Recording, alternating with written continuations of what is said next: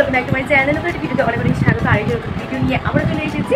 তো এত পরিমাণে গরম পড়েছে তা বলা নেই, তো সকাল থেকে দেখে ঠিক করেছি, ইন্ট্রোটা দিতে পারিনি, তো এখন দিয়ে দিলাম আর কি। আর এত পরিমাণে গরম বন্ধুরা তোমাদেরকে বলার মতো নেই। তো আজকে শরীরটা একটু ভালো, জানি না কখন আবার শরীর খারাপ হয়ে যেতে পারে, আমি সেটা করতে পারি না।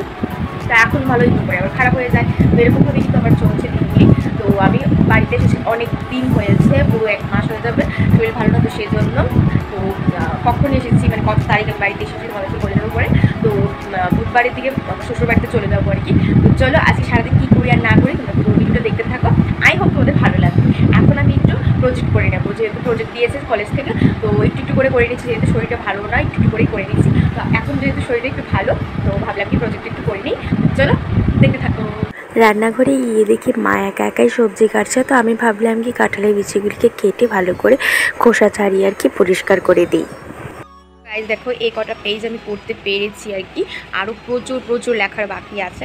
তো চলো স্টার্ট করে দেই, আবার পরে আবার তোমাদের সাথে কথা হচ্ছে।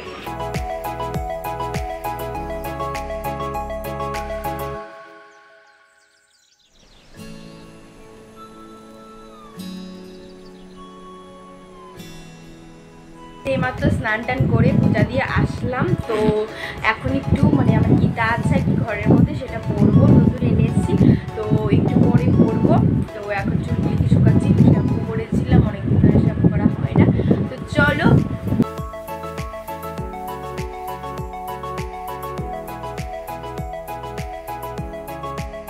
দেখো ভাত নিয়ে বসে গিয়েছি, এখানে আছে কচুরলতি আর এখানে আছে নিরামিষ তরকারি। তো চলো ভাতটা খেয়ে নিই, খুব জোরে খিদে পেয়ে গেছে। তো চলো আবার পরে কথা হচ্ছে। তো সন্ধ্যেবেলা চলে এসেছি টিফিন খেতে। তো দেখো আমার বর খেয়ে নিচ্ছে চা, তো আমার মা আমার জন্য দুধ গরম করে দিয়েছে, তো বিস্কিট দিয়ে দুধ দিয়ে খেয়ে নেব। তো আমার বর রুটি আর মাংস খেয়ে কিন্তু বাড়ি চলে যাবে। আর এখানে দেখো স্যান্ডি গোল্ড আর এখানে সুইটি একদম গরমে একদম ঘুমিয়ে আছে, তো পাখা কিন্তু অলরেডি চালানো আছে। তো দেখো মা এখানে রুটি করে নিচ্ছে, আর আমি এখানে একটা রুটি আর একটু মাংস আর একটু স্যালাড নিয়ে নিচ্ছি।